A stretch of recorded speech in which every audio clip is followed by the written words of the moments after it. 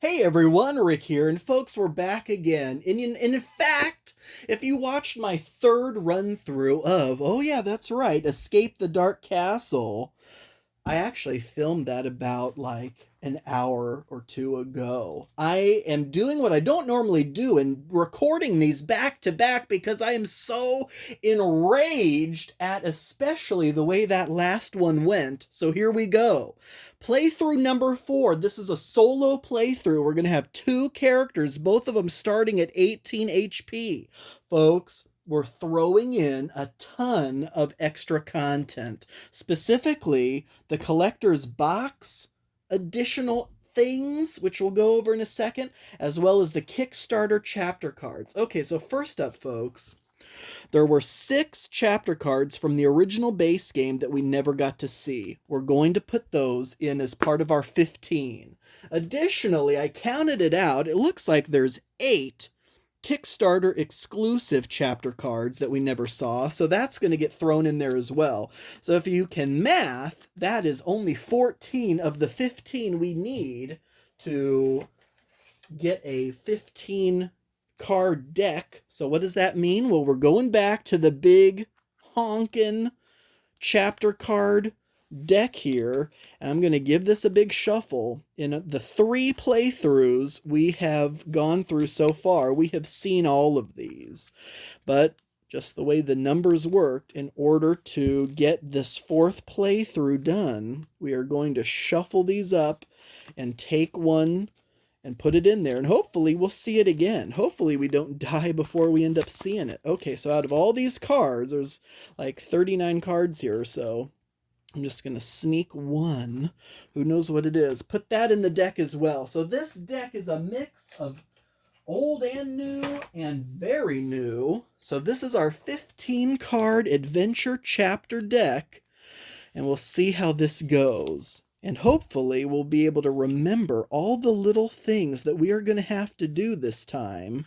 Because a lot of this updated collector box content comes with a lot of new rules we're going to have to remember. And if you saw the last run through, remembering to do things was not something that I was very good at doing. Okay, so this was the original start card. We are not using that. Instead, there are these 2 new start cards, and we're not even going to take a peek at them. We're just going to go like this and say, boom, here is the new start card. Then, in addition to that, here are all 6 of the collector's box bosses. There were 3 base game and Kickstarter bosses that we haven't seen, but I put those to the side. These are the 6 brand new collector box bosses. So let's just go ahead and grab this guy right here. Who knows who he is? And pop him underneath. Oh, good lord. Next up, we have a new item, the Living Stone. If your HP is reduced to 0 while in possession of this relic, roll this die and you resurrect with the amount of HP rolled. And if you roll this symbol, you return to your starting HP. However, there is this, which means you do have a 1 in 6 chance of actually dying. And the creator clarified on Twitter, also on a Board Game Geek post, that when you do resurrect, this comes back with you. So that means, and also in any other item you are also carrying. So this means that, yes, this will, so whoever this is could be, has a 5 in 6 chance of coming back to life. But obviously that still leaves the other character vulnerable. So this is just another item that we're going to pop in this deck and give that a shuffle a little bit later. Then in addition to that, we have these. These are the death dice, I think they're called. You know how normally when we are adventuring and have a combat, I was going to see if I could even find a combat card just to give an example, but of course one is not coming readily available. Here we go. You would start out with that die, and then this symbol here meant you rolled dice equal to the number of players. So in this instance, it would be 2 every time. These 2 dice now replace rolling 2 regular chapter dice in that instance. What does that mean?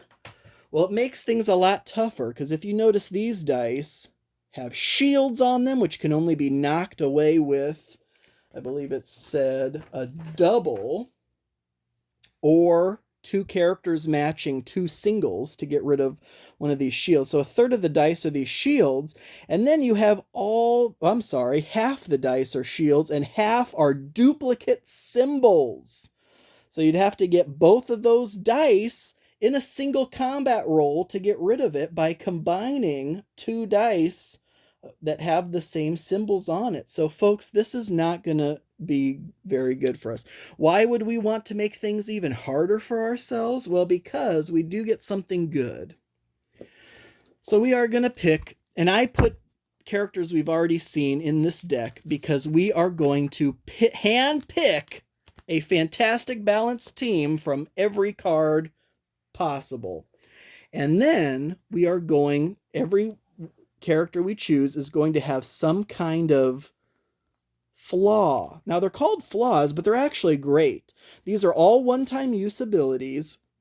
Once per game after surviving a combat, draw 3 item cards instead of 1. Once per game after at least 1 full round of combat, excluding bosses, you may draw an item card and flee, ending the chapter immediately. So, I mean, these are all good things. It's supposed to balance the effect of these much tougher dice. So, I don't know if I believe that, because you're only going to get 2 of these cards, and they are one-time use, so we'll see how that ends up working out for us. Okay, so first of all, let's pick. I mean, we have, 12 characters here to pick from? Is there anyone who's 3, 3, and 3 all the way down? No, there's not. We definitely don't want anyone who has a single trait, so that gets rid of all of these. These are all gone. Actually, so are these. So now we're left with this. Well, I don't know. Should we pick someone who only has 1 trait? Okay, so we have this. The Shepherd, the Fletcher, and the Butcher all have at least 2 of each symbol. So then it just comes down to which 2 of these. And honestly, I don't think it matters, right? Because if you pick these 2, then Cunning is the weakest. Just like if you picked these 2, then Wisdom would be the weakest. So I think if I'm like, I just don't, because all the rest of these characters have only 1 symbol for their weakest trait. And we have found that that is just not good, right? So I'm thinking, let's combine 2 of these. We just saw the Shepherd, so let's combine the Butcher and the Fletcher. Now, the Fletcher looks like a woman, right? Just to get that out of the way right now. We'll get our gender roles, at least some, well, we don't want to get into that. But, so we have a Fletcher and a Butcher. We're just going to say he and she, because I couldn't tell with a lot of these. So I think that's a balanced party. We don't have anyone with a single trait. We have 2 that are, we have a trait that's good and then weaker traits down below. Okay, so that's our team. This is our team. This is our winning combination, the Butcher and the Fletcher. And now we're going to find out what their flaw is. Give this flaw deck a shuffle. All right, the Butcher is stubborn. Once per game, you can either ignore the U effect of a chapter card or the effects of a combat special. Doesn't apply to the boss. I love that. Oh my gosh, that is fantastic. So where are we going to put this? I guess just right on the card. How about that? So the Butcher is stubborn, and then the Fletcher is cowardly. Once per game, after at least 1 full round of combat, excluding bosses, you can draw an item card and flee, ending the chapter immediately. Well, I don't really like the after 1 full round of combat thing, but at the very least, that'll get us out of there without, hopefully, too much damage. Okay, so we need who? The Butcher and the Fletcher. Fletcher, Butcher. You know what? This may not be the best idea, because that means none of these dice have a duplicate symbol on them at all. But you know what? Hopefully that will not be necessary. All right, let's give the item deck a shuffle, and we have no clue what this starting card is going to tell us. You know, the other 3 times we played, the starting card was the same. Draw 2 items and move on. But who knows? Actually, I haven't even read these new starting cards, so I have no clue what the possibilities even are. Oh, this is not going to be good. All right, so we have a lot of new content in here. Let's find out together how our adventure begins. Okay. Having finally escaped your wretched cell, and in your haste to seek out the exit of this abominable place, your very first steps of exploration lead you down an errant path, a dead end. Are you kidding me? Shuffle 1 additional chapter card into the castle deck now. All is not lost, however. This particular dead end appears to serve as some manner of storeroom. You quickly take as much as you can carry. Draw 2 item cards per player now.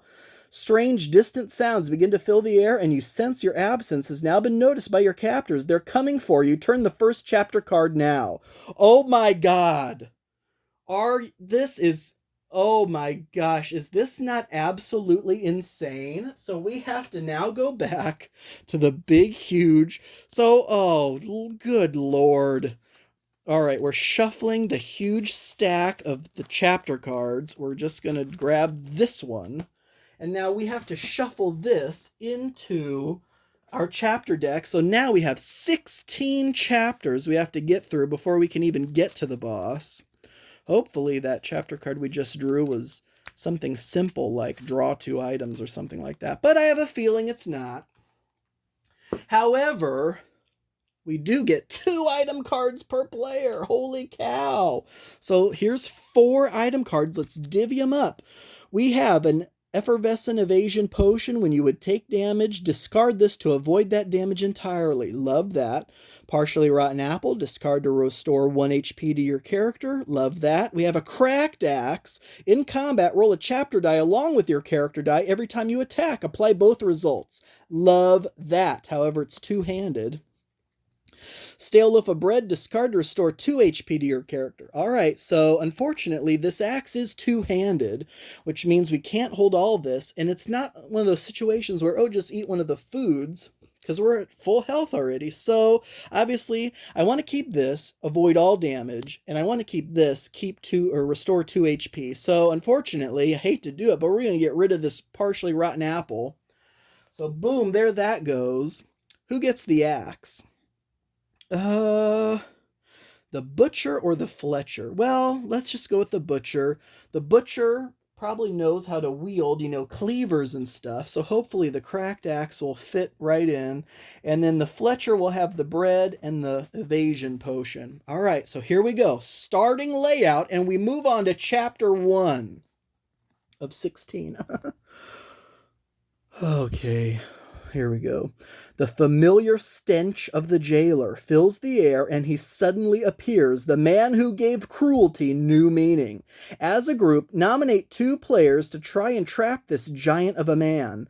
To hatch the plan, the nominated players must end up with the same trait on their character dice after a maximum of 3 rolls each, which can be taken in any order the players choose. Success. Taking the keys, you lock him in one of his own cells. Failure, he vows to lock you up for good. Begin combat. Oh my gosh. As you can see, this says DC, Dark Castle, KS, Kickstarter. This is one of the Kickstarter cards. How insane is this?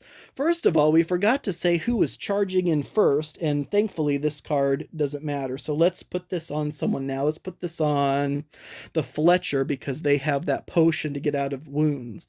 Okay, but we have to do this. Obviously, we only have 2 players, so we are going to go ahead and start this up. So, in order to capture this jailer, we have to end up with the same trait on our dice after 3 rolls. So, I say we take one of these dice, probably doesn't matter, roll it until we get, let's say we'd take the butcher's die, roll it till we get cunning, and then roll the Fletcher's die and see. And we get 3 attempts apiece, and we can roll them in any order. So I'm going to see if I can get a cunning here. No, it's a might. And there's a cunning. Okay, so we're going to stop with a cunning. And now the Fletcher has 3 attempts to get cunning. And as a matter of fact, the Butcher still has an attempt left if we don't get a cunning in 3 rolls here. And there it is. Boom, a cunning. All right, so now we have matched cunning on both dice. So we were successful taking the keys. You lock him in one of his own cells, and we move on. All right, awesome. And we probably don't get an item for that because it was not a combat. Okay, next up, let's make sure we're not forgetting anything. No, so the Fletcher's first here. Okay, this passageway leads to a set of old stone steps. They descend into a flooded cave. Oh, God. The water's murky, but a dim light is visible some distance below. You take a deep breath and dive, kicking toward the light. Each player must try to roll a double in one attempt. For each player, you make it through, surfacing on the other side. Or failure, you begin to flounder, lose 1 HP, and try again. After 3 failed attempts, you eventually make it through, breathless and exhausted. Okay. We have 3 attempts apiece to roll a double. We have 1 in 3 chance of doing that. So let's start with the Butcher. And there's a double. He made it.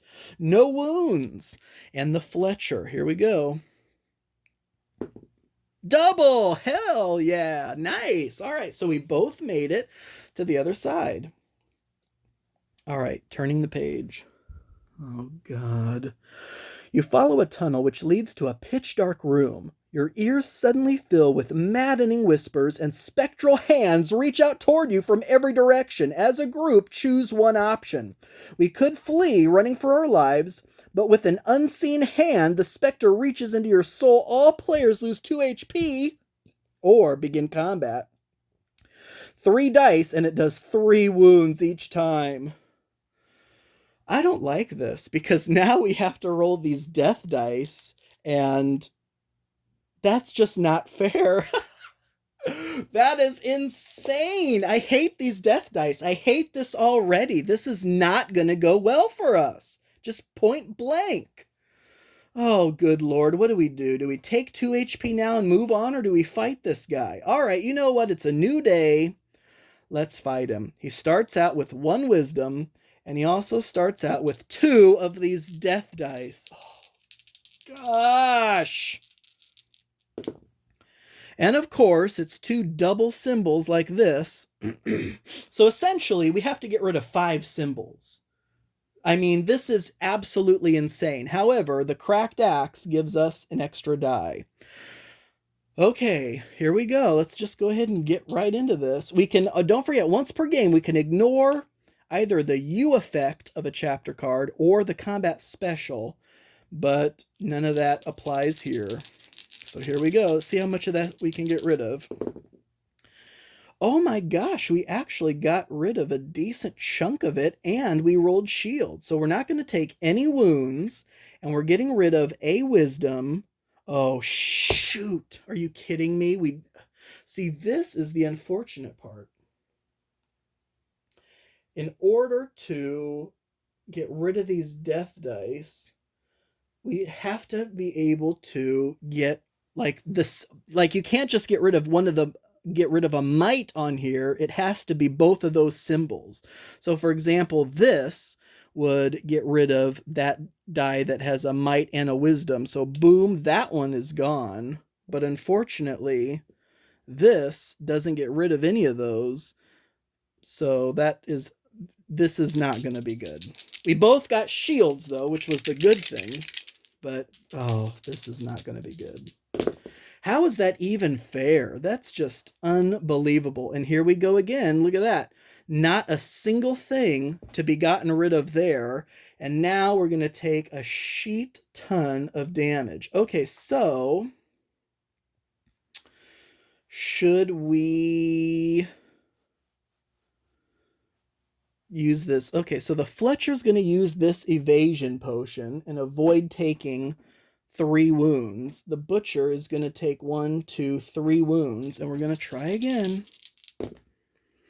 And we have 2 wisdom and a cunning. So we get rid of this wisdom die, but unfortunately, we still have that die left, and we both take 3 wounds. 1, 2, 3, 1, 2, 3. All right, and we're moving on to another round of combat and see if we can knock out that might and wisdom die, which we do not. We did not roll any might, so that's going to be another 3 wounds apiece. 1, 2, 3. 1, 2, 3. And then try it again. And we did roll a shield here, so the Fletcher does block the 3 wounds. However, the Butcher, unfortunately, does not. So the Butcher will take 3 more. 1, 2, 3. And this is not going to end well. Oh, wait, what am I doing? I'm grabbing the wrong one. We need a combination might and wisdom at the same time. And there we finally got it with this. Boom, that gets rid of that, thankfully. All right, so actually that was the Butcher who did that. This is not going well. All right, so we did defeat that guy, and we draw a partially rotten apple, thank God, because we're going to use this bread and this apple to restore 3 HP to the Butcher. 1, 2, 3, and move on. Oh, gosh, this is not good. Okay, here we go. You pass a dusty alcove where an imposing suit of armor is displayed. As you admire its impressive size, it suddenly moves, stepping from its mount and drawing its blade. Begin combat. Combat special. You, meaning the Fletcher, are terrified by the possessed suit of armor and cannot block. Okay. Love that. Do we go ahead and use this thing to ignore the U part or just the combat special part? I guess in either way, it doesn't necessarily matter. I guess, well, let's hold off on that for now because there could be worse combat specials in the future. And the Fletcher's the one who's going to get this, and he still has a decent amount of health. All right, so first of all, we roll 2 of these death dice. We have a might cunning and might wisdom. And then he also starts off with 2 wisdom and a cunning. And we'll see how this goes. All right, so here we go. I just do not have a good feeling about this. All right. You know what? Let's be positive, right? Let's be positive in the fact that we are going to take so many wounds. All right, so we do have a might cunning combo to get rid of this one. We have so many dice left to try to get. So we will take 2 wounds apiece. 1, 2, 1, 2. Do we keep this up or do we use the Fletcher's cowardly card and run for the hills? Sad to have to use that so early on, but oh my good Lord. Or do we think we can hammer this out? There's a lot of wisdom there, and wisdom is one of our 2 lowest traits. You know what? Let's run. I'm running. The Fletcher's cowardly axe. We are going to run from this. Okay, boom. We'll just hide that right there. So we use that up. We are moving on. We do get an item as per what the card said. That running, I'll be honest, running from that was probably the only reason why we're going to get as far as we do, which is probably going to be right. Okay, item. Here we go. What do we get? It is a stale loaf of bread, 2 HP. That's pretty good. We're going to use that right now on the Butcher. So we have 9 HP on the Butcher, 10 HP on the Fletcher, and let's move on. Okay, oh my God. You ascend a narrow spiral staircase, emerging onto a windswept bell tower. As you cross the tower, the bell swings into life, its dreary peal shaking your very bones. Any player who cannot roll wisdom or a double in one attempt loses 2 HP as the sound begins to drive them insane. All right, the Butcher is going to roll first. He needs a wisdom or a double. He has a 1 in 3 chance of passing this. And he does not. Butcher takes those 2 wounds. He just ate the bread to try to recover. And the Fletcher, similar situation. He has a 1 in 3 chance of not taking 2 wounds. And he does not, or she does not. 2 wounds. So we are now at 7 wounds for the Butcher, 8 wounds for the Fletcher. Awesome. All right, and moving on. Oh my God. Something is blocking the door to this chamber, and you use your shoulder to force it open. It's only when you step inside, eggshells crunching underfoot, that you realize you've destroyed a creature's nest. There is a mournful wail as it approaches from the darkness, its sorrow soon turning to fury. Okay, begin combat. Combat special. All players may fight as normal, but you are the only player this creature attacks, and you may not rest. Do we use that stubbornness to get rid of that? No, actually, this combat special is better than anything. Even though the Fletcher can't rest, at least the Butcher won't be taking any wounds here. Of course, I should have switched the U token over, but what's done is done. All right, so it starts out with a might as well as a cunning, and then 2 death dice. These death dice are the bane of my existence. We have a shield for the first time ever, which again can be gotten rid of by 2 of the same icon or a double. And then we have a wisdom cunning combination. All right, let's see what ends up happening here. If it wasn't for us having this cracked axe, we'd be dead by now. Oh my gosh. All right, here we go. And we have some decently useful things. We are going to get rid of the cunning and the might. So it's just the death dice, of course, that we still have to get rid of. 2 wounds apiece. 1. Oh, no. Just the Fletcher. Wait. So the Butcher, actually, so the Fletcher has more wounds than the Butcher has. Okay. So that actually is the right thing. So 1, 2. All right. So 7 wounds on the Butcher, 6 on the Fletcher. All right, let's give this a shot. Okay, all right. 2 matching symbols means we get rid of that shield. We both still, nope, just the Fletcher takes 2 wounds, and the Fletcher cannot rest. We need a wisdom cunning combo right here, folks, and we have not been rolling many shields. And there is a shield for the Fletcher, thank gosh, because we didn't get rid of anything there. Because we need a wisdom in addition to a cunning. So no wounds on the Fletcher. Okay, they both block, but again, no wisdom. We need a wisdom and a cunning. And no... Gosh darn it, are you kidding me? This is it, essentially, right here. Unless we block, or if we can actually get a wisdom cunning. Unbelievable! Unbelievable! Is this not unbelievable? Okay, so this is the shortest run through in history because there you go. The Fletcher takes 2 wounds, boom, boom. The Fletcher is dead. Game over. These death dice...